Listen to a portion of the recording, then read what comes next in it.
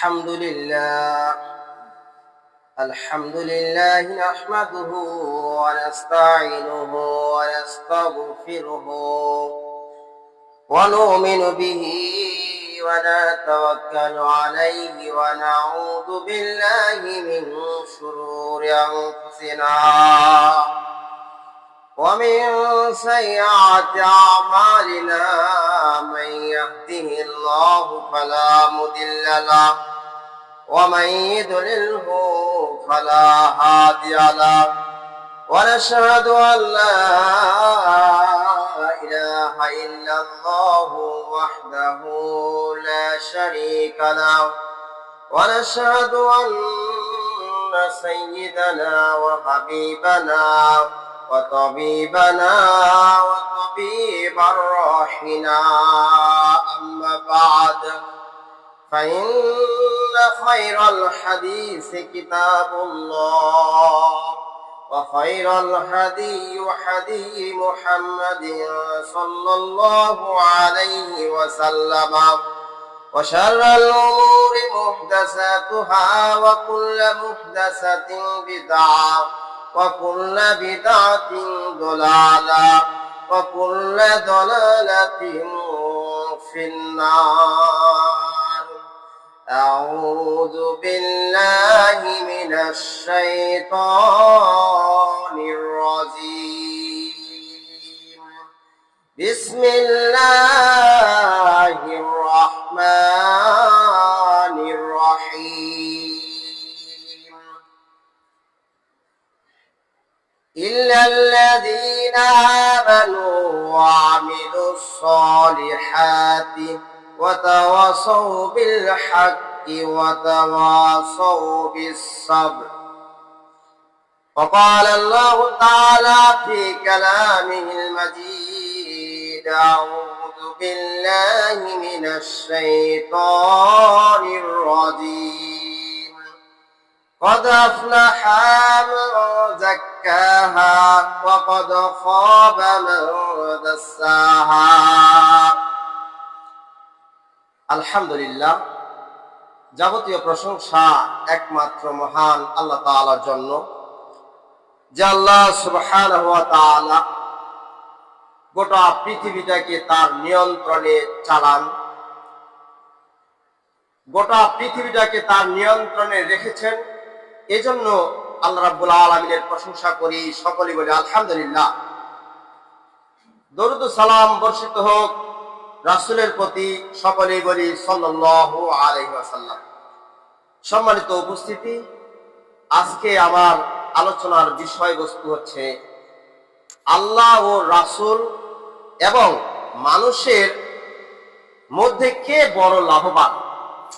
আল্লাহ ও রাসূলের দৃষ্টিতে এবং মানুষের দৃষ্টিতে কে বড় লাভবান, এ সম্পর্কে আলোচনা করব ইনশাআল্লাহ। আল্লাহ রাব্বুল আলামিন যদি তৌফিক দান করেন, উক্ত বিষয়টাকে কেন্দ্র করে কিছু বক্তব্য শেষ করব ইনশাআল্লাহ। সম্মানিত উপস্থিতি,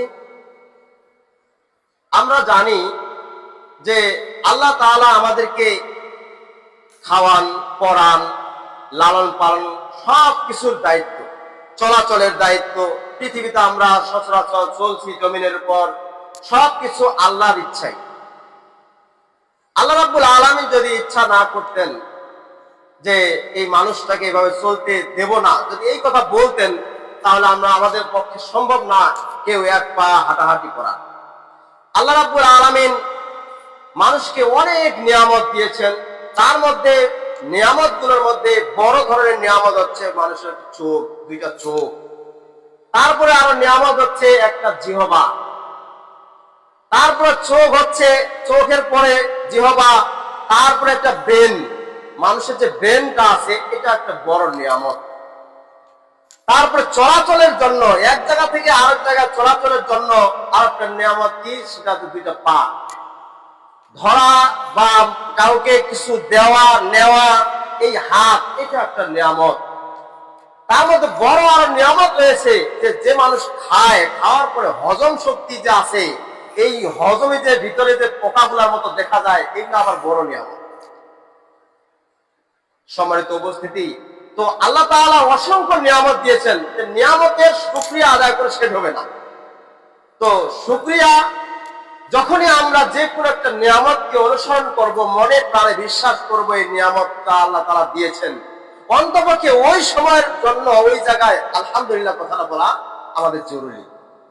যেমন চোখ দিয়ে আমরা দেখি যে সবুজ শ্যামল পরিবেশ, কখনো রোদ, কখনো বৃষ্টি, আবার কখনো দেখবেন যে একেবারে নিম্ন চাপ, কত রকমের ডিজাইনের আল্লাহ তাআলা কত রকমের আবহাওয়া দিচ্ছেন শুধু মানুষকে ভালো রাখার জন্য, মানুষকে সুস্থ রাখার জন্য, মানুষকে নিয়ামত শুকরিয়া আদায় করার জন্য অসংখ্য নিয়ামত দিয়ে তার মধ্যে এই আবহাওয়াটা দেখার জন্য তিনি চোখ দিয়েছেন। এই চোখ দিয়ে আমরা দেখতে পাচ্ছি, শুধু আল্লাহ তাআলা দেখার জন্য নয়, আল্লাহ তাআলা বলেছেন আমি একটা আল কোরআন দিয়েছি এই চোখ দিয়ে দেখে মানুষ যাতে বুঝে, মানুষ যাতে এই কোরআনটাকে পড়ে, পড়ে আমল করে, এই জন্য আল্লাহ তাআলা চোখ দিয়েছেন। যাদের চোখ নাই আমাদের একটা চিন্তা করা দরকার, যাদের চোখ নাই তারা কিভাবে চলে। আপনারা একটা মিনিট খালি পরীক্ষা করে দেখেন, চোখগুলোকে বন্ধ করেন, বন্ধ করার পরে একটু অনুভব করেন যে পৃথিবীতে কে কে আছে। যদি আপনার জানা থাকে যে ওই জায়গায় ওই অফিস আছে, ওই জায়গায় মসজিদ আছে, ওই জায়গায় অমুক লোকটার বাড়ি, যদি অনুভব করেন, অনুভব করতে পারবেন, ওর বাড়িঘর সব বলতে পারবেন যদি আপনার চোখ থাকে। আর হঠাৎ করে যদি চোখ বন্ধ করে আল্লাহ তাআলা যদি এই নিয়ামতটা উঠিয়ে নেন, তাহলে আপনি ওই সময় বুঝবেন যে চোখ থাকলে মানুষের কতটা উপকার, পৃথিবীটাকে দেখা যাচ্ছে, পৃথিবীতে কি হচ্ছে না হচ্ছে সব দেখা যাচ্ছে। সম্মানিত উপস্থিতি, তাহলে নিয়ামত অবশ্যই করতে হবে। আবার বলি আলহামদুলিল্লাহ। তো সেরকম একটা কানও দিছে আল্লাহ তাআলা নিয়ামত। যার কান নাই তাকে যদি জিজ্ঞাসা করা হয় আপনার তো কান নাই, আপনি কি কিছু শুনেছেন, ওই যেটা বলেছেন ওইটাই বলতে পারবেন। সম্মানিত উপস্থিতি, কারণ কানের মধ্যে এমন কতগুলো যন্ত্র আছে, এমন কতগুলো জিনিস আছে যদি ওইগুলা দেখেন, একটু দেখা যেত, তাহলে আপনারা চিন্তা করতেন যে এইখানে শোনা যায়, এই ছোট একটা চামড়া দিয়ে এখানে আওয়াজ হয়, এই আওয়াজটা এখানে কম্পন হয়, তারপর আমার ব্রেনটাতে কাজ হয়। এটা কি জিনিস? এখানে তো কেউ নাই যে এখানে শুনছে, বা এখানে কোনো রিমোট নাই, বা কন্ট্রোলের কোনো যন্ত্র নাই, কিন্তু কন্ট্রোলের যন্ত্র আল্লাহ তাআলা ভিতরে সেট করে দিয়েছে। এটা একটা আল্লাহর নিয়ামত। সম্মানিত উপস্থিতি, সেরকম এই যে পা দিয়ে চলছি, রাস্তাঘাটে কত চলাফেরা হচ্ছে, কত উঁচু জায়গায় যাচ্ছি, কত নিচু জায়গায় 2 তলা 3 তলায় উঠতেছি এই পা দিয়ে। কিন্তু এই পা যদি আল্লাহ তাআলা শুধু এই শিরাগুলা দেখেন, পাটা একটু ভাঁজ করে দেখেন, ভাঁজ করার পর দেখবেন এটা ভাঙ্গা। কিন্তু যেখানে আল্লাহ তাআলা ভাঙ্গা সিস্টেম করে দিয়েছেন, বাঁকা করার সিস্টেম করে দিয়েছেন, ওই জায়গায় বাদ দিয়ে আর জায়গা আপনি ভেঙে দিয়ে আপনি হাঁটাহাঁটি করেন পারেন নাকি? হবে না।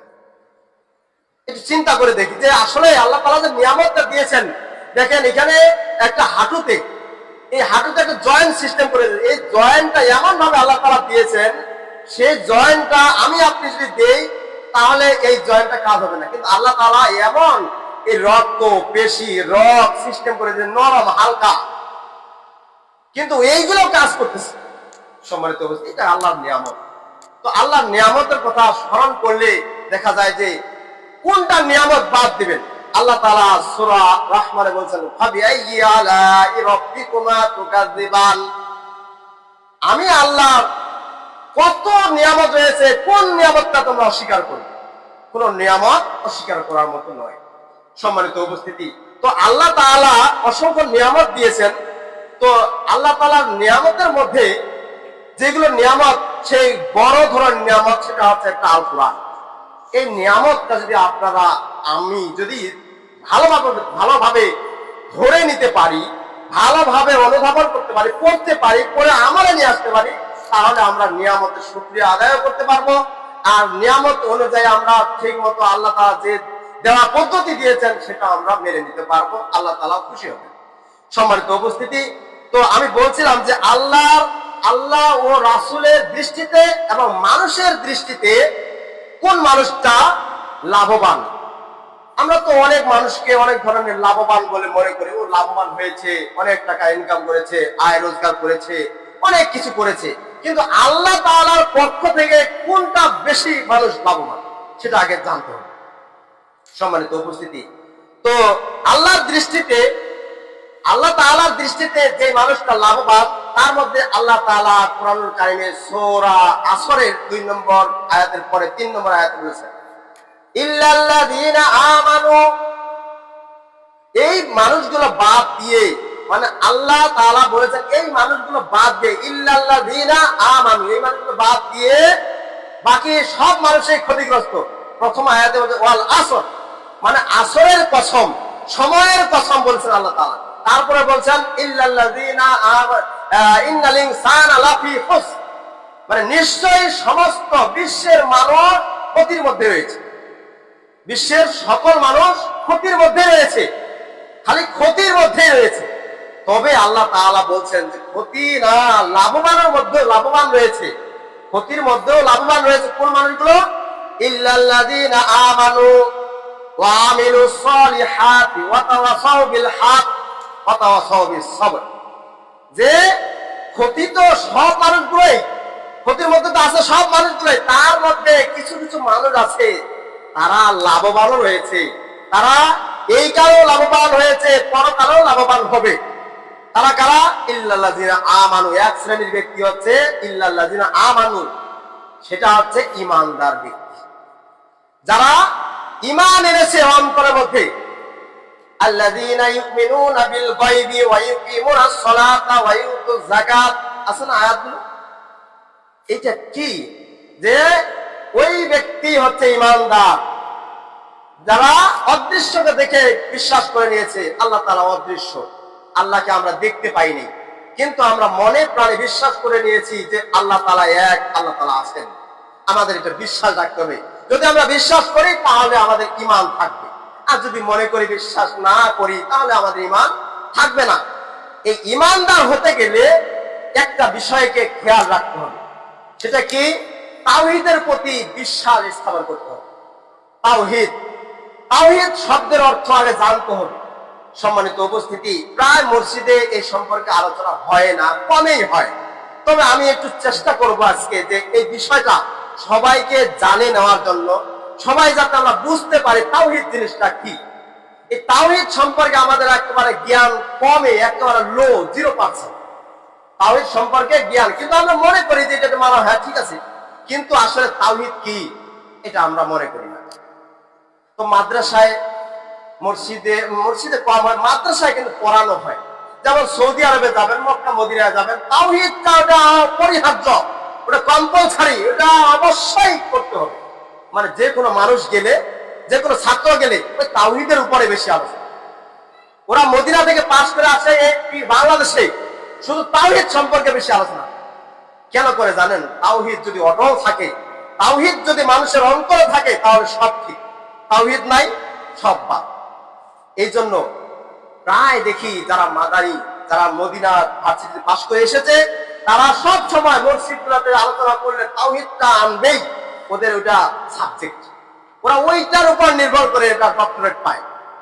কেউ ইতিহাস নিয়ে, ইসলামের ইতিহাস নিয়ে তারা ডক্টরেট করে, তারা ইয়া করে, ভার্সিটিতে ইয়া করে, হ্যাঁ অনেক কিছু পড়াশোনার বিষয় আছে, কিন্তু তার মধ্যে তাওহীদটা অবশ্যই লাগে। সম্মানিত উপস্থিতি, তো ঈমানদার হতে গেলে তাকে তাওহীদ বিশ্বাস করতে হবে। তাওহীদ কি? তাওহীদ শব্দের অর্থ হচ্ছে একত্ববাদ। তাওহীদ অর্থ হচ্ছে একত্ব, মানে এক। তাওহীদের আয়াত হচ্ছে কোনটা দেখেন, কুল হুয়াল্লাহু আহাদ। আল্লাহ তাআলা বলছেন, হে নবী তুমি বলে দাও আল্লাহ এক, আল্লাহ এক। তাওহীদের কথা এখানে বলা হচ্ছে, আল্লাহ এক। কারণ তাওহীদ শব্দের অর্থ একত্ববাদ। যে ব্যক্তি আল্লাহকে এক হিসেবে মেনে নিয়ে তার উদ্দেশ্যে, তাকে সন্তুষ্টি করার উদ্দেশ্যে যত ইবাদত আছে সবকিছু করে, এই করাটাই হচ্ছে তাওহীদ। সম্মানিত উপস্থিতি, তাহলে তাওহীদ কি? তাওহীদ শব্দের অর্থ একত্ববাদ। ঈমানদার হতে গেলে আমাদেরকে তাওহীদ বিশ্বাস করতে হবে। তাওহীদ অর্থ একত্ববাদ, আল্লাহকে এক হিসাবে মেনে নিতে হবে। আল্লাহ তাআলার দেওয়া পদ্ধতি যত ইবাদত হয়, এই ইবাদতটাকে ভালো মতো বাস্তবায়ন করাটার নামে হচ্ছে তাওহীদ। এখন আসে তাওহীদ কত প্রকার? তাওহীদের প্রকার রয়েছে। তাওহীদ 3 প্রকার। একটা আছে তাওহীদে রুবুবিয়্যাহ, তাওহীদে রুবুবিয়্যাহ, আরেকটা আছে তাওহীদুল উলুহিয়্যাহ, আর একটা হচ্ছে তাওহীদুল আসমা ওয়া সিফাত। এই তিনটা হচ্ছে তাওহীদ। এই তিনটা ব্যাখ্যা রয়েছে। তাওহীদের রুবুবিয়া এটা হচ্ছে ওই তাওহীদ, সেটা হচ্ছে আল্লাহকে সৃষ্টিকর্তা হিসেবে মেনে নেওয়া, তিনি রিজিক দাতা, তিনি পালন কর্তা, তিনি সব কিছুর মালিক, তিনি হচ্ছেন আল্লাহ। এটা হচ্ছে তাওহীদের রুবুবিয়া, মানে রব হিসেবে যাকে স্বীকৃতি দিতে হবে তিনি এক, তিনি আল্লাহ। যদি রুবুবিয়া না থাকে তাহলে আপনি ঈমানদার হতে পারবেন না। আপনাকে ঈমানদার হতে গেলে তাওহীদের রুবুবিয়াটা বিশ্বাস করতে হবে, মানে এক, আল্লাহকে রব হিসেবে মেনে নিতে হবে। দুই, উলুহিয়া, যত ধরনের ইবাদত করবেন আল্লাহকে রাজি খুশি করার জন্য ইবাদত করবেন, আল্লাহর জন্য ইবাদত। আপনি কোরবানি করবেন, আল্লাহকে রাজি খুশি করার জন্য কোরবানি করবেন। আপনি সিয়াম পালন করবেন, আল্লাহকে রাজি খুশি করার জন্য। আপনি 5 ওয়াক্ত সালাত আদায় করবেন, আল্লাহকে ভয় করে, আল্লাহর উপর ঈমান রেখে আপনাকে ইবাদত করতে হবে। আপনি একটা সৎ কাজ করবেন, ধরে নেন আপনি একটা মানুষের উপকার করতেছেন, এই উপকারটা মনে করতে হবে আল্লাহকে খুশি করার জন্য আমি উপকার করলাম। যদি আপনি এই ইবাদত গুলো এক কথা আল্লাহকে ভয় করে করেন, তাহলে এই যত রকমের ইবাদত আছে এটা যদি আল্লাহকে খুশি করার জন্য আপনি করেন তাহলে উলুহিয়াটা মানা হবে। আর আরেকটা হচ্ছে আসমা ওয়া সিফাত, আল্লাহর নাম আছে, গুণবাচক নামগুলো রয়েছে, এই নামগুলোর ওসিলা করে আপনি যত নাম রাখবেন বা ওই নামে ডাকবেন, তাহলে এই ডাকার নামে হচ্ছে আসমা ওয়া সিফাত। কোনগুলো নাম? যেমন আমরা ছোট বাচ্চাদেরকে মুখস্থ করাই যে ইয়া আল্লাহ, ইয়া রহমান, ইয়া রাহিম, ইয়া মালিক, ইয়া কুদ্দুস, ইয়া সালাম, ইয়া মুমিন, ইয়া মুহাইমিন, ইয়া আজিজ, ইয়া জব্বার, ইয়া মুতাকাব্বির। এইভাবে যে নামগুলো আছে আল্লাহর গুণবাচক নামগুলো, এগুলোকে বিশ্বাস করতে হবে যে আল্লাহ তাআলার এগুলো গুণবাচক নাম, এইগুলোর মাধ্যমে আপনি আল্লাহকে ডাকতে পারেন, কোনো সমস্যা নেই। তবে আল্লাহর গুণবাচক নামগুলোকে বিশ্বাস করতে হবে। যদি আপনি বিশ্বাস করেন তাহলে আপনি ঈমানদার হতে পারবেন। তবে এর মধ্যে আবার কতগুলো আছে, যেমন তাকদীরকে বিশ্বাস করতে হবে, আপনার ভাগ্য, ভালো মন্দ, আপনার জীবন কিভাবে চলছে না চলছে, আপনি দুনিয়াতে কতদিন থাকবেন না থাকবেন, সব কিছুই তাকদীরের উপর নির্ভর করে। দুনিয়া সৃষ্টি হওয়ার 50,000 বছর পূর্বে আল্লাহ তাআলা তাকদীর সৃষ্টি করেছেন। মানুষের দেওয়া, মানুষের কাছে ভাগ্য কতটুকু খাওয়া আছে কতটুকু না আছে, সবকিছু তাকদীরের উপর নির্ভর করবে। তাকদীরকে বিশ্বাস করতে হবে।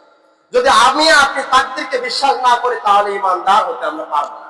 সম্মানিত উপস্থিতি, তাহলে আমাদেরকে ঈমানদার হতে গেলে তাওহীদ বিশ্বাস করতে হবে। তাওহীদের প্রকারগুলো 3টি রয়েছে, 3টি বিশ্বাস করে নিতে হবে। যদি একটা আপনি কেটে দেন, আপনি অন্তর থেকে একটাকে বাদ দিলেন, তাহলে আপনার তাওহীদ কেটে গেছে। মানে কি? আপনার ঈমান আর নেই, ঈমান থেকে আপনি বিচ্যুত হয়ে গেলেন। সম্মানিত উপস্থিতি, তো আরেকটা শাখা রয়েছে, হাদিসে আছে যে বুনিয়াল ইসলাম আলা খামসিন শাহাদাতু আল্লা ইলাহা ইল্লাল্লাহ ওয়া আন্না মুহাম্মাদুর রাসূলুল্লাহ ওয়া ইকামিস সালাহ ওয়া ইতাইজ যাকাত ওয়াল হাজ ওয়া শাওম রমাদান। এই যে 5টা বিষয় এখানে রয়েছে, যে ইসলামটা রয়েছে 5টা খুঁটির উপর নির্ভর করে। এই 5টা খুঁটির মধ্যে একটা খুঁটি যদি আপনি বাদ দেন তাহলে আপনি ঈমানদার হতে পারবেন না। তাহলে একটা খুঁটি বলতে কি? যে শাহাদাতু আল্লা ইলাহা ইল্লাল্লাহ ওয়া আন্না মুহাম্মাদুর রাসূলুল্লাহ, যে কালিমা শাহাদাত, মানে এক কথায় লা ইলাহা ইল্লাল্লাহ, আল্লাহ ছাড়া কোনো মাবুদ নেই, মুহাম্মদ সাল্লাল্লাহু আলাইহি ওয়াসাল্লাম আল্লাহর বান্দা ও রাসূল। যদি এইটা আপনি বিশ্বাস না করতে পারেন তাহলে বাকি 4টা মেনে নিলেন, খালি প্রথমটা মেনে নিলেন না, আপনি ঈমানদার হতে পারবেন না, আপনার ঈমান কেটে গেল। 5টা আঙ্গুলের মধ্যে একটা আঙ্গুল কেটে দিলে যেমন আপনি অনুভব করেন যে আমার আঙ্গুলটা থাকলে কতটা ভালো হতো, আপনি একটু মনে করেন যাদের আঙ্গুল একটা নেই তাদেরকে বলবেন যে ভাই আপনার যে আঙ্গুল একটা নেই, আপনি 4টা আঙ্গুল দিয়ে কেমন আছেন, 4টা আঙ্গুল দিয়ে কেমন করে চলছেন, খাওয়া দাওয়া কেমন হচ্ছে, ওনাকে বলবেন, তাহলে ও বলবে যে 5টা আঙ্গুলের কি মর্যাদা আর 4টা আঙ্গুলের মর্যাদা কি, ও বুঝতে পারবে। সম্মানিত উপস্থিতি, তাহলে ইসলামটা টিকে আছে 5টা আঙ্গুলের উপর, এই 5টা খুঁটির উপর। এই 5টা খুঁটির উপর 5টাকে মনে প্রাণে বিশ্বাস করে নিতে হবে, নিজে বাস্তবায়ন করে নিতে হবে। কেমন? যে আল্লাহকে মনে প্রাণে বিশ্বাস করে নিয়ে এক আল্লাহ ছাড়া কোনো মাবুদ নেই, আল্লাহ ছাড়া অন্য কেউ মাবুদ বলে ডাকানো যাবে না। যত রকমের মাবুদ আছে এগুলোকে যদি আপনি ডাকেন তাহলে আপনি ঈমান থেকে খারিজ হয়ে যাবেন। যেমন আমাদের মুসলমান সমাজের এরকম নেই, কিন্তু যারা অন্য সমাজে আছে, এই যে দেখেন কালকে 26 তারিখ, 27, 28 তারিখে একটা আছে ওয়াজা, মানে ওজা একাদশী, মানে একটা পূজা রয়েছে, তাদের পূজার মণ্ডপে একবার যদি দূর থেকে একটু দেখেন বা মোবাইলে ভিডিওতে দেখেন, তাদের দেখবেন যে কতগুলো যে পূজা হয়, 12 মাসে 13টা পূজা হয়, আর যত রকমের মানে 36 কোটি খালি তাদের দেবতায়, তারা এক জায়গায় পড়ে আছে, মানে ও ভগবান, মানে এক কথা যেখানে মূর্তি সেখানে ভগবান। তার তো এক আল্লাহকে মনে প্রাণে বিশ্বাস করে নিতে হবে, এটা আমাদের মনে প্রাণে বিশ্বাস করতে হবে, আল্লাহ এক, আল্লাহ ছাড়া আর কোনো মাবুদ নেই। যদি আপনি এতটুকু না বলতে পারেন, মনে প্রাণে বিশ্বাস না করেন, তাহলে ঈমান থেকে আপনি খারিজ কাটা দেন। আর মুহাম্মদ সাল্লাল্লাহু আলাইহি ওয়াসাল্লাম আমাদের শেষ নবী, সর্বদিক দিয়ে সর্বশ্রেষ্ঠ নবী হযরত মুহাম্মদ সাল্লাল্লাহু আলাইহি ওয়াসাল্লাম, এনাকে যদি না মেনে নিতে পারেন তাহলে ঈমান কেটে গেল, আপনি ঈমানদার হতে পারবেন না। ওয়া ইকামিস সালাত, আপনি সালাত যদি না আদায় করেন তাহলে আপনি ঈমানদার হতে পারবেন না। আমি এর আগেও বলেছিলাম যে আকিমুস সালাত ওয়া তাকুনু মিনাল মুশরিকিন, তোমরা সালাত আদায় করো আর মুশরিকদের অন্তর্ভুক্ত হয় না। আপনি সালাত আদায় করছেন, আপনি ঈমানদার আছেন, আপনি সালাত আদায় করবেন না, আপনি ঈমানদার না, মুশরিক। আপনি কোথায় যাবেন? কোরআনের আয়াত দিয়ে প্রমাণ। সম্মানিত উপস্থিতি, মুশরিকদের অন্তর্ভুক্ত হওয়া যাবে না মানে কি? নামাজ পড়লে আপনি ঈমানদার, নামাজ না পড়লে আপনি মুশরিক। সম্মানিত উপস্থিতি, তাহলে ঈমানদার হতে গেলে শুধু কালিমাটাকে বিশ্বাস করবেন, নবীকে বিশ্বাস করবেন, আর কাজ করবেন না। ইকামিস সালাত, 2 নম্বরটা ইকামিস সালাত, সালাত কায়েম করতে হবে, তাহলে আপনি 2টা পালন করলেন। ওয়া ইতাইজ যাকাত, আর যেটা আমাদেরকে ফসল আল্লাহ তাআলার পক্ষ থেকে আসে, জমিনে যে ফসল উৎপন্ন হয় সেখান থেকে যাকাত যে দেই, এই যাকাতটা কেউ দেই না। যারা দেই তারা তো হক আদায় করে, আবার যারা দেই না তাদের তো একটা খুঁটি চলে গেল, কাটে গেল। তাহলে আপনি ঈমানদার কিভাবে ভাবলেন যে আমি ঈমানদার? আপনি কয়বার ওসর যাকাত দিলেন? আপনার ফসল হচ্ছে, ঘরে তুলছেন, ঘরে গোলাবর্তী ধান, আপনার বস্তা বস্তা ধান আপনি মিলে রাখছেন, চাবালে রাখছেন, যেখানে সেখানে আড়াতে রাখছেন, আপনার সম্পদ, আপনার সোনা রূপা ঘরের মধ্যে আছে। আপনি যাকাত কয় টাকা দিলেন আর কয় মণ ধান দিলেন আপনি হিসাব করেছেন? আপনি কিভাবে ঈমানদার বলে দাবি করবেন? ঈমানদার যে লাভবান হবে, লাভবান তো কিভাবে হবে? আমাদের মধ্যে ভুল, ভিতরে তো ভুল। কারণ 5টা খুঁটির মধ্যে তার মধ্যে 3 নম্বরটা হচ্ছে ওয়া ইতাইজ যাকাত। যারা যাকাত দেয় তারা লাভবান, তারা ঈমানদার। ওয়াল হজ, সম্পদ আছে, আপনি হজ করছেন তাহলে আপনি ঈমানদার হয়েছেন। আর সম্পদ আছে তারপর আপনি হজ করছেন না, আপনি সম্পদটাকে আগলে রাখার জন্য চেষ্টা করছেন, চিপে ধরে রাখার চেষ্টা করছেন, মানে হজ করতে যাচ্ছেন না। আল্লাহর একটা পবিত্র জায়গা আপনি গিয়ে একটা হজ ওমরা পালন করবেন, বা হজে কিরান, হজে তামাত্তু, যেটাই পালন করতে পারেন, আপনার সামর্থ্য আছে, কিন্তু আপনি হজ করতে গেলেন না। আপনি কি ইসলামের মধ্যে আছেন? আপনি কি 5টা খুঁটিকে ঠিক মতো রাখতে পারছেন? একটা খুঁটি 5টা, একটা ঘর 5টা খুঁটির উপর নির্ভর, কিন্তু তার মধ্যে একটা খুঁটি দিলেন না, তাহলে ওই ঘরটা কিভাবে হতে পারে বলেন? ওই ঘরটা ভেঙে পড়বে না? অবশ্যই ভেঙে পড়বে। রমাদান, 5 নম্বরটা রমাদান, আর রমজান মাস আসলো, সিয়াম পালন করলেন না, আপনি কি ঈমানদার আছেন? আপনার ঈমান কেটে গেছে। সম্মানিত উপস্থিতি, 5টা বিষয়ের উপর যে ঈমান এনেছে তারা ঈমানদার হয়েছে। প্রথমে বলেছিলাম যে তাওহীদ, এক, আল্লাহকে মেনে নিতে হবে। তাওহীদ যদি আপনি বিশ্বাস করতে পারেন তাহলে আপনার ঈমান আছে, আপনি ঈমানদার বলে দাবি করতে পারবেন। আর এই হাদিসের মধ্যে দেখা যায় 5টা খুঁটির মধ্যে নির্ভর এই ইসলামটা। এই ইসলামটা 5টা খুঁটির উপর, তার মধ্যে একটা খুঁটি যদি আপনি বাদ দেন, ইসলামের রুকন একটা যদি বাদ দেন, তাহলে আপনি ঈমানদার না, ঈমানদার থেকে কেটে গেছেন, আপনার ঈমান নেই। তাহলে আমাদেরকে ঈমানদার হতে গেলে পরিপূর্ণভাবে আল্লাহ রাসূল সাল্লাল্লাহু আলাইহি ওয়াসাল্লাম যা দিয়েছেন, আল্লাহ তাআলা যা দিয়েছেন, সেটা আমাদেরকে মনে প্রাণে বিশ্বাস করে আমলে বাস্তবায়ন করতে পারলেই তারপরে আমরা ঈমানদার হব।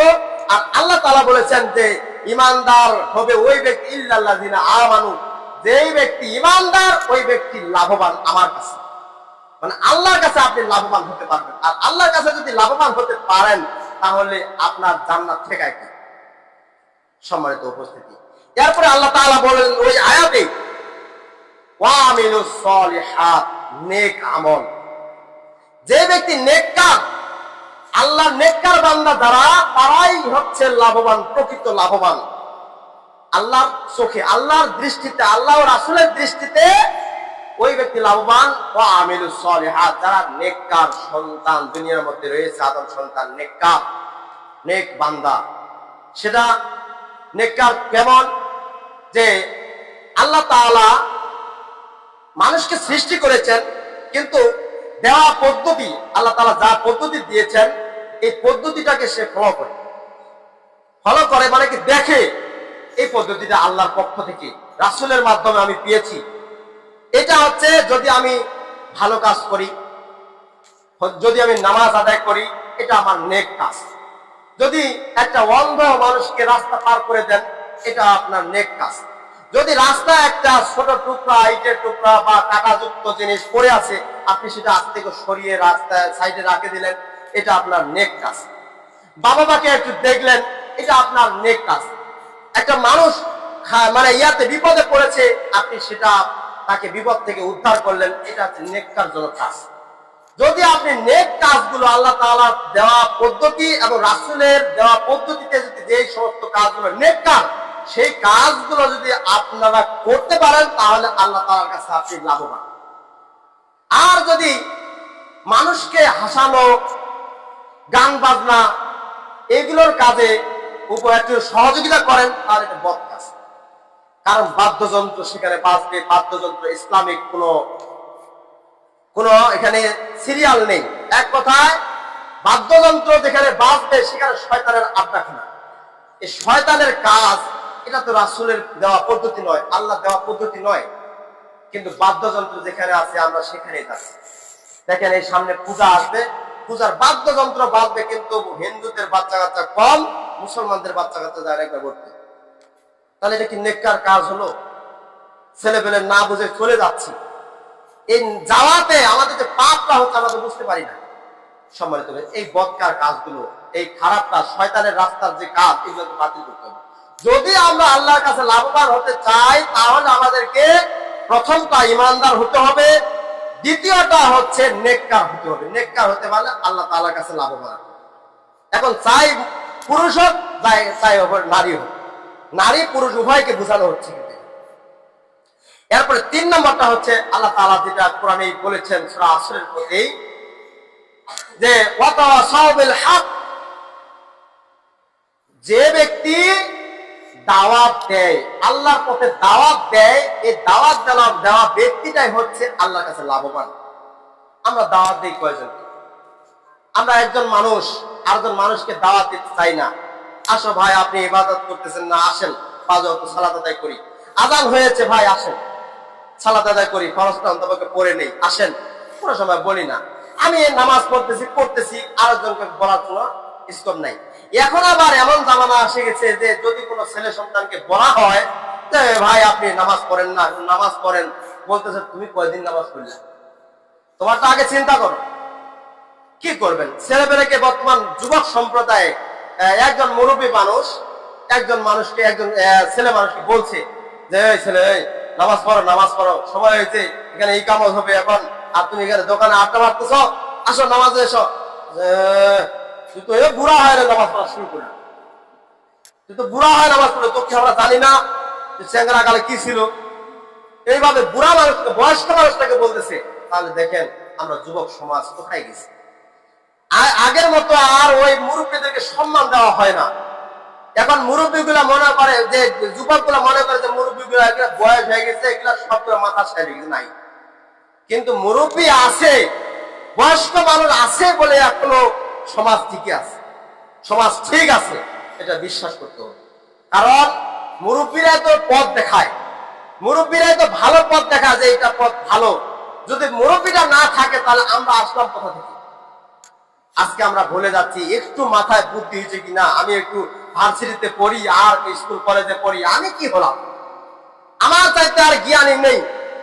কিন্তু যুবক, আমাকে বুঝতে হবে যে আমি কোথা থেকে জ্ঞানটা পাইলাম। আমার যে শিক্ষক ছিল, আমার যে প্রাইমারি শিক্ষক ছিল, তিনি আজকে মুরব্বী, তাই বলে কি ওর মাথা নাই? অবশ্যই মাথা আছে, কারণ ওনার কাছ থেকে আমি কিছু পাইছি, ওনার কাছে আমি বড় শিখছি, তাই বলে ঢালা দেওয়া যাবে না। উনি আমার চাইতে হয়তো কম শিক্ষিত হতে পারে, তবুও ও আমার প্রাইমারি শিক্ষক, এটাকে বিশ্বাস করতে হবে, মনে প্রাণে বিশ্বাস করে নিতে, না উনি আছে স্কুলে বা মাদ্রাসা প্রতিষ্ঠানে, যে কোনো প্রতিষ্ঠানে বয়স্ক হোক, কিন্তু আমাকে একটা জ্ঞান দিয়েছে, সেটাই হচ্ছে বড় জ্ঞান। সম্মানিত উপস্থিতি, কিন্তু আমরা করি কি? ওগুলাকে মূল্যায়ন করি। এখন কি করবেন? নেককার কাজ, নেককার কাজ করিবার গেলে, দাওয়াতের কাজ করিবার গেলে অপমানিত হতে হয়। কিন্তু অপমান শুধু এই জগতে নয়, পূর্বে জগতেও ছিল।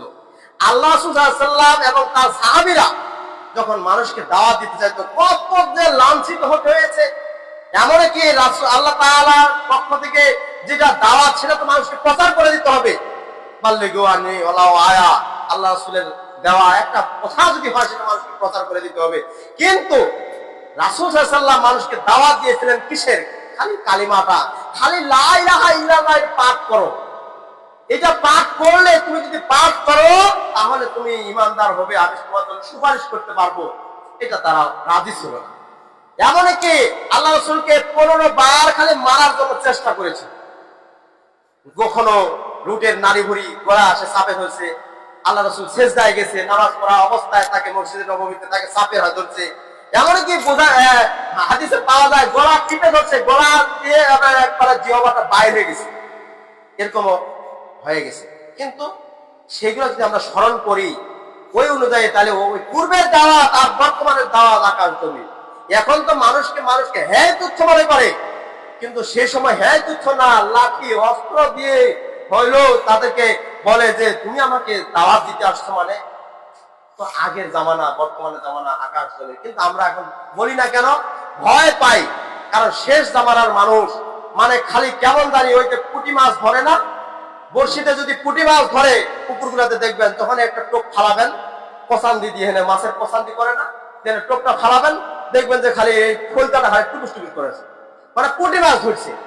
তো আমাদের অবস্থা, শেষ জামানার মানুষের অবস্থা হচ্ছে এরকম পুঁটি মাছের আত্মার মতো, মানে টিবিস টিবিস করতেছে। মানে একজন মানুষকে দাওয়াত দিতে যাবো, কিন্তু এই ক্ষমতা নেই, এই শক্তিটা নেই, এই জন্য শক্তি নাই, কারণ আমাদের বয়স হয়ে গেছে। কিন্তু যুবক সমাজকে যদি আমি দাওয়াত দিতে চাই, ইসলামের দাওয়াত দিতে, কোন সমাজে কোন পয়েন্টে কোন কথা বলে, হয়তো মান সম্মান নিয়ে ঠিকানা মুশকিল হয়ে যাবে। আমরা এটা চিন্তা করি। সম্মানিত উপস্থিতি, দিয়ে যুবক ভাইয়েরা, আপনারা চেষ্টা করবেন মুরব্বীদের দাওয়াত আসার পূর্বে আপনারা দাওয়াত গ্রহণ করার চেষ্টা করবেন। এখন আপনার শক্তি রয়েছে, এখন আপনার মাথা ঠিক রয়েছে, স্মরণ শক্তি আপনার ভালো রয়েছে, এমনকি আপনি সুস্থ, আপনি ইবাদতের উপযোগী। আপনি এখন যদি ইবাদত না করেন, এখন যদি আপনি আল্লাহর পথে রাসূলের দেওয়া দাওয়াতটা যদি আপনি কবুল না করেন, বয়স হলে আপনারা বুঝতে পারবেন যে আমি এখন যদি কি করব, এই সময়টা এখন আমি কি করব। সম্মানিত উপস্থিতি, সেদিন ওই তেলিপাড়ার একটা বয়স্ক মানুষ আছে, তো ওর বয়স কমপক্ষে 100 কাছাকাছি হয়ে গেছে।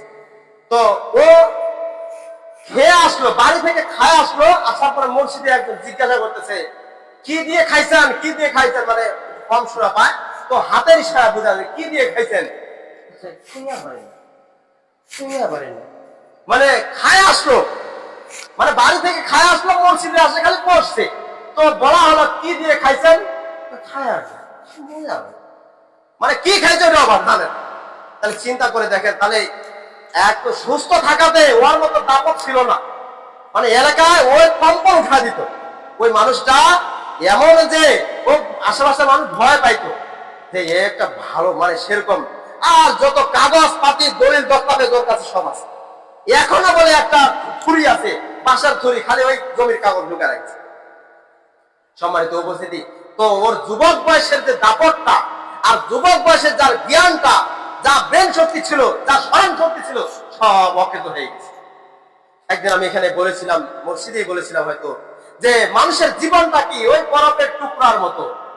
বরফের একটা টুকরা নিয়ে আসছেন, মানে ওই আইসক্রিমের ইয়া থেকে, ভান্ডার থেকে, তো এনে রাখছেন পাকা রাস্তার মাঝে, আর বলতেছেন বরফের টুকরা নিয়ে যান, 10 টাকা দেন, 10 টাকা দেন। সারাদিন আছে, কিন্তু বরফের টুকরা আর 5 টাকাও নেয় না কেউ। তো শেষ পর্যন্ত বেলা দেবার সময় যখন গলতে গলতে গলতে গলতে শেষ হয়ে গেছে, তখন অল্প একটু আছে। তারপরে মানুষটা বলতে, ভাই বরফের টুকরাটা আমার কাছে খালি 1 টাকা দাম দিয়ে নিয়ে যান, তাও নেয়নি। বরফের টুকরা সন্ধ্যা হইতে হইতে টুকরা সব গলে পচে সেরে গেছে, মানে পানি হয়ে গেছে। তো এটা থেকে বোঝাতে চাচ্ছি যে মানুষের জীবনটা এরকম। এক সময় আমরা জন্মগ্রহণ করেছি, জন্মগ্রহণ করার সময় ছিলাম একমতো, তারপরে একটু বয়স হয়েছে, তখন একটু দৌড়াদৌড়ি শিখেছি, দৌড়াদৌড়ি করার পরে একটু পড়াশোনার ভাব নিয়ে আসছি, পড়াশোনা তখন 15-16 হয়ে গেল, তখন একটু যুবক হলাম, যুবক হওয়ার পরে দেখা গেল যে কেউ হয়তো সংসারের দায়িত্ব নিয়ে নিলাম, কেউ হয়তো পড়াশোনা চালিয়ে যাচ্ছি, বাপের হোটেলে খাচ্ছি। আর যখন এই 22 বছর 23 বছর হয়ে গেল পুরা মাত্রায়, তখন আমরা দায়িত্ববান হয়ে গেলাম। হয়তো কেউ বিয়ে করছে, কেউ বিয়ে করে নাই, আবার তারপরে সংসার চালাচ্ছে। এরকম করতে করতে 30-35 বছর 40 বছর হয়ে গেল। 35 বছর 40 বছর যখন হয়ে গেল, তখন আপনার সিলেবাস পাল্টে গেল, আপনার লেবাস পাল্টে গেল, লেভেল পাল্টে গেল। যেই ছেলে ছোটবেলায় একটা ইংলিশ প্যান্ট, ছোট একটা হাফ প্যান্ট পরে বেড়াইতেন, সেই জায়গায় মুরব্বী হয়ে গেলেন। আপনি তখন আর চাচা নেই, আর ভাই নেই, তখন আপনি দাদু হয়ে গেলেন। এইভাবে বয়স চেঞ্জ হইতে আছে, হওয়ার পরে একবারে যখন আপনি মরু মরু অবস্থা, তার পূর্বে আপনি বুড়া হয়ে গেলেন। তখন বুড়া নামে বুড়াটা ঘরে পড়ে আছে, অনেকদিন তো ভালোই হয় না। তখন আর আপনি চ্যাংরাও নেই, যুবকও নেই, ছাত্রও নেই, আপনি অফিসারও নেই, রেজিস্ট্রারে নেই, তখন আপনি হয়ে গেলেন বুড়া। এই যে মানুষের জীবন পরিক্রমা, মানুষের জীবনটা কিভাবে যাচ্ছে, ওই বরফের টুকরার মতো, বরফ গলতে গলতে গলতে গলতে সেরে যাচ্ছে। আমাদের জীবনটাও সেরকম। এক সময় ভালো ছিল, ভালো থাকতে থাকতে থাকতে থাকতে এমন ভালো, পরে আবার এমন শেষ জামানা, শেষ বয়সে দেখা গেল বরফের টুকরা। মানে কি, ওই দিন আপনার মৃত্যু চলে গেছে। পাখি খেলাবার যাই না, পাখি খেলাবার যায় না, একজন বলে মৃত্যু যাচ্ছে, মৃত্যু যাচ্ছে, ভূত যাচ্ছে। মানে কি, ওই পিছন দিকে চলে গেল, আবার পিছন দিক থেকে ফিরে আসলো, মানে ও পাখি দিয়ে দিল। মানে একজন চলে গেল লাশ বটার, মানে ও চলে গেছে, বয়স হয়ে গেছে। আর যখন ফিরে আসলো, যখন পাখি দিয়ে দিল, মানে কি ও পাস করে নিল। মানে কি, ও এই কাল থেকে পরকালে পাড়ি দিয়ে চলে। এটা পাখি খেলার মতো জীবন হচ্ছে কি, মানুষের পাখি খেলার মতো জীবন হচ্ছে, মানুষের বরফের টুকরার মতো জীবনটা আমাদের রসে রসে চলে যাচ্ছে। কত ঘর্ষণ, কত মানে ইয়া চলে যাচ্ছে, কিন্তু আমরা বুঝতে পারি না। কিন্তু আমরা মনে করি কি, আমি এখনো আছি। জীবনটা, এই যে নিঃশ্বাসটা আছে, নিঃশ্বাসটা আছে, আমরা মনে করতেছি এখনো আছি। কিন্তু এই নিঃশ্বাসটা আপনি কতক্ষণ বিশ্বাস করবেন? নিঃশ্বাসটা আপনার চলে যাবে, আপনি কখন চলে যাবে আপনি বিশ্বাস করতে পারবেন না। মরে যাওয়ার পরে আর বিশ্বাস করে লাভ আছে? তো হকের দাওয়াত দিতে হবে। এই দাওয়াত দিতে মানুষকে অবহেলা করা যাবে না। মানুষ আপনাকে ব্যথা দিতে পারে, এই ব্যথাটা সহ্য করতে হবে, আর মনে করতে হবে আমার আল্লাহ আছে, এই ব্যথা পাওয়ার প্রতিদান আল্লাহ তাআলা আমাকে দিবেন, এটা বিশ্বাস করতে হবে। তাহলে যদি হকের দাওয়াত দিতে পারেন, তাহলে আল্লাহ তাআলার কাছে আমরা লাভবান হতে পারবো। আর যদি দাওয়াত না দিতে পারি, খালি নিজের জীবনটা কুটুর কুটুর কুটুর কুটুর করে জীবনটা শেষ করে দিলাম, কিন্তু কেউ দাওয়াত দিলাম না, কিন্তু আমরা জিজ্ঞেস হবো কিয়ামতের মাঠে, আমাদেরকে দাঁড় করানো হবে, আর বলবে তুমি মানুষকে দাওয়াত দিয়েছিলে, তুমি তো জানলা মানুষ ছিলে, তুমি তো একটা হরফ জানতে, এই হরফটাকে মানুষকে জানাই দিস না, দেয়নি। তো সেদিন আমাকে ধরা খেতে হবে, আপনাকে ধরা খেতে হবে। সম্মানিত উপস্থিতি, 4 নম্বরটা হচ্ছে সব, যে ধৈর্য ধারণ করতে হবে। ধৈর্য ধারণ যদি আপনি করতে পারেন, তাহলে আপনি ঈমানদার। আর ধৈর্য নাই, আপনি ঈমানদার হতে পারবেন না। আপনার বিপদ আসতে পারে, বিপদের সময় আপনি ধৈর্য হারা হয়ে গেছেন, বিপদ এসেই গেছে, আপনি মনে করলেন যে এত বিপদ দিচ্ছে, আল্লাহ তাআলাকে আমার দেখে না, আল্লাহ তাআলা খালি আমাকেই বিপদ দিয়েছে। কিন্তু আপনাকে বিশ্বাস করতে হবে, এটা আল্লাহ তাআলার পক্ষ থেকে বিপদ, আমার কিছুই করার নেই। বিপদ আসতেই পারে, হয়তো একসময় অভাব অনটন আসতে পারে। তাই বলে কি আপনি একবার ধৈর্য হারা হয়ে অভাবটাকে পূরণ করার চেষ্টা করবেন না? আপনাকে চেষ্টা করতে হবে, চেষ্টাটা করতে হবে, তবে ধৈর্য ধারণ করতে হবে। ধৈর্য ধারণ করতে হবে ইবাদতেও। আমরা অনেক সময় ধৈর্য ধারণ করতে পারি না। ইবাদত করার সময় একটু যদি লম্বা সূরা ধরতেছি, তো লম্বা সূরার জন্য অনেকে অনেক কথা বলে। একটু যদি লম্বা, একটু যদি খুতবাটা হচ্ছে, তা পরবর্তীতে খুতবা দিতে আছে, ধৈর্য হারা হয়ে যাচ্ছে। আসলে ধৈর্য হারা হওয়া যাবে না। যেখানে আল্লাহর একটা বাণী, একটা ব্যাখ্যা বিশ্লেষণ হবে, যেখানে আল্লাহর একটা আয়াত মানুষকে বোঝানো হবে, সেখানে কান লাগাতে শুনতে হবে। এটা আল্লাহর দেওয়া আয়াত, এটা আর মানুষের দেওয়া আয়াত নয়, এটা আল্লাহর। এটা অবশ্যই আমাকে শুনতে হবে, কারণ ওইটাই হচ্ছে মূল। সম্মানিত উপস্থিতি, তাহলে 4টা বিষয়ে: 1, ঈমানদার হতে হবে; 2, নেককার হতে হবে; 3 নম্বর, হকের দাওয়াত দিতে হবে; 4 নম্বর হচ্ছে কি, ধৈর্য ধারণ করতে হবে। যদি এই 4টে কাজ করতে পারি, তাহলে আল্লাহর কাছে আমরা লাভবান। আর যদি 4টে কাজ আমরা ঠিক মতো না করতে পারি, তাহলে আমরা ক্ষতিগ্রস্ত। ইন্নাল ইনসানা লাফি খুসর। নিশ্চয়ই মানুষ ক্ষতির মধ্যে রয়েছে। তো আমরা এই চারটা বিষয়কে কেন্দ্র করে চারটা বিষয় আমলে নিয়ে আসার জন্য চেষ্টা করি। যদি আমরা চেষ্টা করতে পারি, আমলে নিয়ে আসতে পারি, তাহলে আমি আপনি লাভবান, এই কালেও লাভবান, পরকালেও লাভবান। এখন রাসূলের দৃষ্টিতে কোন ব্যক্তি লাভবান? রাসূলের দৃষ্টিতে হচ্ছে লাভবান হচ্ছে ওই ব্যক্তি যে ব্যক্তি সত্য কথা বলে, সত্য কথা নিজেও বলে, অপরকে বলার জন্য চেষ্টা করায়। ভাই আমি এটা কথা বললাম, এটা সত্য, ভাই তুমি কথা বলবে, তুমিও ওইটা কথা সত্য কথা বলবে। ইয়া আইয়ুহাল্লাযীনা আমানু ওয়াকুলু কাওলান সাদীদা, হে ঈমানদাররা, তোমরা যখন কথা বলবে সত্য কথা বলো, তোমরা যখন কথা বলবে সত্য কথা বলো। আমরা চেষ্টা করব সত্য কথা বলার, কারণ রাসূলের দেওয়া পদ্ধতি, রাসূলের দৃষ্টিতে যে মানুষটা লাভবান হবে সেটা হচ্ছে কি সত্য কথা বলা। আল্লাহ তাআলাও বলেছেন যে সত্যবাদী হতে হবে। 2 নম্বরটা কি? আল্লাহ রাসূল সাল্লাল্লাহু আলাইহি ওয়াসাল্লামের দৃষ্টিতে যে সহনশীল হতে হবে। আপনি ধৈর্যশীল হবেন, সহনশীল হবেন। মাথায় অনেক চাপ আসতে পারে, আপনাকে সহ্য করে ধরতে হবে। পরোপকারী হতে হবে, এটা রাসূলের দৃষ্টিতে পরোপকারী। কিন্তু আল্লাহ রাসূলের দেওয়া পদ্ধতিটা আপনাকে আমাকে ফলো করতে হবে।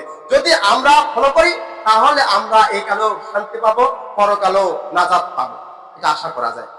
এখন আসি মানুষের দৃষ্টিতে যেটা আমাদের লাভবান। মানুষের দৃষ্টিতে লাভবান হচ্ছে ওই ব্যক্তি যার টাকা পয়সা আছে, তারা হচ্ছে লাভবান। যার একটু সম্পদ আছে তারা লাভবান। মানুষের দৃষ্টিতে যাদের একটু ক্ষমতা আছে তারা লাভবান। মানুষের দৃষ্টিতে যারা একটু সমাজের সম্মানী তারা লাভবান। মানুষের দৃষ্টিতে যাদের হীরা মণিমুক্তা স্বর্ণ বা বড় ধরনের বিল্ডিং কারখানা রয়েছে তারা লাভবান। আমরা মানুষের দৃষ্টিতে দেখি এটা, কিন্তু এটা ক্ষণিকের জন্য, অল্প দিনের জন্য। আপনার জীবন যতক্ষণ আছে, নাকের বিশ্বাস নিঃশ্বাস যতটুকু আছে, নাকের যে শব্দটা হচ্ছে, সুর শব্দ হচ্ছে, এটা যতক্ষণ আছে ততক্ষণ আপনি লাভবান। আর মরার পরে এটা আপনার কোনো কাজে আসবে না। যদি এই সম্পদ থেকে কিছুটা আপনি দুনিয়াতে ব্যয় করে যেতে পারেন, এইটা আপনি পাইতে পারেন। কিন্তু যত রেখে যাবেন সবগুলো হয়তো ভালো কাজে ব্যয় হবে, হয়তো খারাপ কাজে ব্যয় হবে। আপনার ছেলে সন্তান ভালো কাজে ব্যয় করতে পারে, খারাপ কাজেও ব্যয় করতে পারে। এটা আপনি আবার পাপের ভাগী বেশি হবে। সম্মানিত উপস্থিতি, আল্লাহ ও রাসূলের দেওয়া পদ্ধতিটা যেটা, সেটা ফলো করার জন্য চেষ্টা করব, সেটা অনুধাবন করার চেষ্টা করব, সেটা মেনে নেওয়ার জন্য চেষ্টা করব। আর মানুষের দৃষ্টিতে যেটা ভালো, যেটা লাভবান, সেটা আমরা চেষ্টা করব। তবে নেককার জন্য কাজগুলো অবশ্যই করতে হবে। যেমন ভাবে নেককার কাজ, একটু সময় নেই, নেককার কাজ আমরা এই মসজিদে আসতেছি না, মসজিদে আসতে যে সমাজবদ্ধ জামাতবদ্ধ জীবন যাপন করতে, এটা নেককার কাজ। কিন্তু এই জামাতটা চালাইতে গেলে কিছু খরচা রয়েছে, এটা আমরা যে দেই প্রতি মাসে একটু টাকা পয়সা দেই, এটা কি? এটা নেককার কাজ নয়? এটা হচ্ছে নেককার কাজ। এই নেককার কাজ করার জন্য আপনি ইমানদার হতে পারবেন।